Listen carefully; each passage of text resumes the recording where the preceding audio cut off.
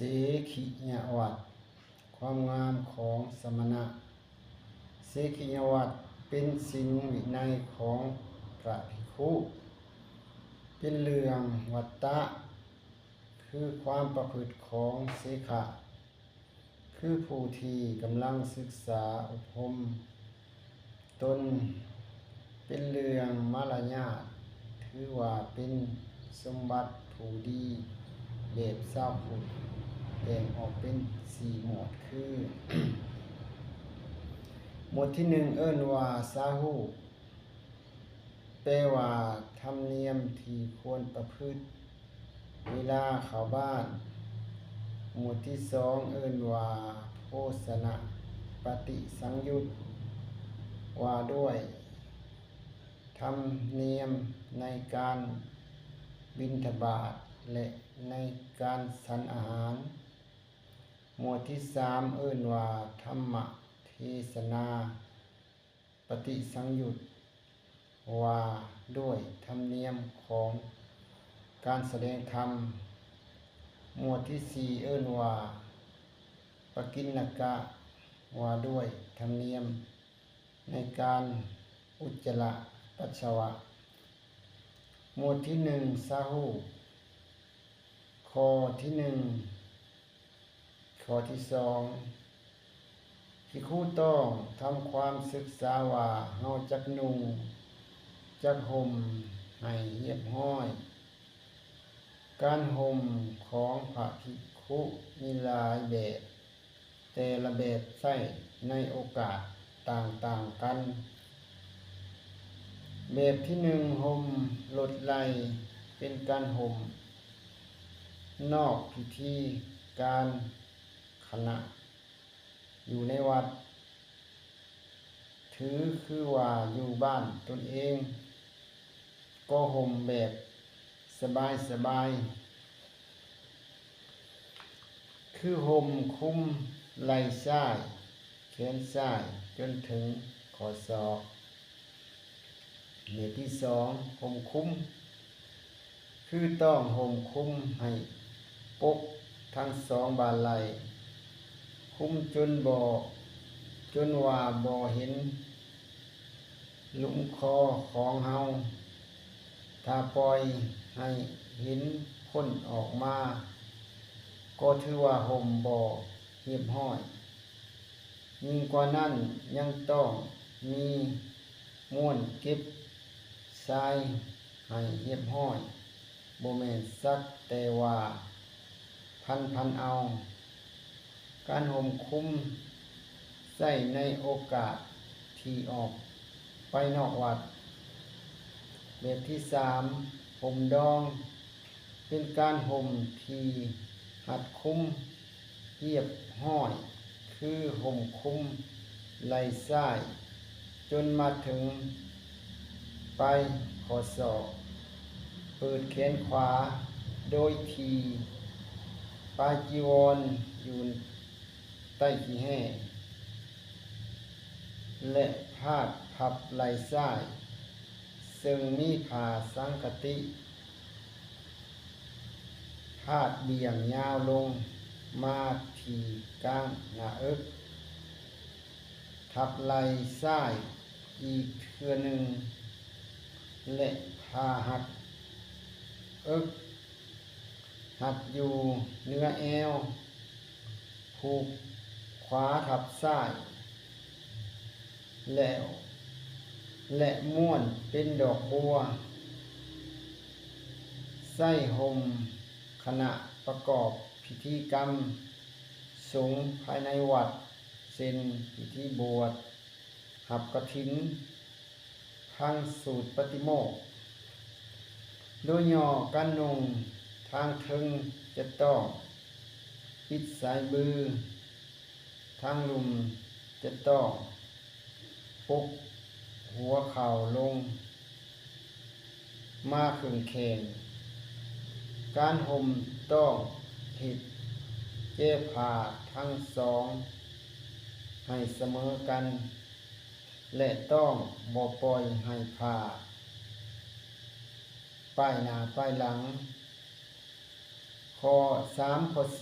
4ภิกขุต้องทำความศึกษาว่าเฮาจักปกกายด้วยดีไปในบ้านนั่งในบ้านเมื่อออกจากวัดต้องห่มคลุมให้เรียบร้อยอากาศจะร้อนหนาวอย่างใดก็ต้องอดทนเพื่อให้เกิดความเหลื่อมใสให้เกิดขึ้นทุกขณะแม้นว่าเข้าไปนั่งในบ้านแล้วก็จะปล่อยตัวตามสบายบ่ได้ข้อ5ข้อ6ภิกขุต้องทำความศึกษาว่าเฮาจักระวังมือตีนด้วยดีไปในบ้านนั่งในบ้านหมายถึงการสำรวมกิริยามารยาทให้สงบบ่ขนมมือขนมตีนบ่แกว่งมือกระดิกตีนอยู่ตลอดเวลาเป็นต้นข้อ7ข้อ8ภิกขุต้องทำความศึกษาว่าเฮาจะถอดสายตาลงต่ำไปในบ้านนั่งในบ้านลักษณะของภิกขุต้องสำรวมแม่นแต่สายตาบ่แม่นย่างไปตามถนนสายตาก็สอดสายไปสองข้างทางแม่นที่สุดเมื่อเข้าไปในบ้านผู้ใดก็บ่ควรย่างเลื่อยไปเบิ่งนั่นเบิ่งนี่ของเขานั่งอยู่ก็บ่เลี้ยวหลอกแหลกข้อ9ข้อ10ภิกขุต้องทำความศึกษาว่าเฮาจะบ่จ้อนผ้าไปในบ้านนั่งในบ้านจ้อนผ้าก็หมายความว่าทุกผ้าขึ้นเปิดทางข้างให้เห็นเส้นถือ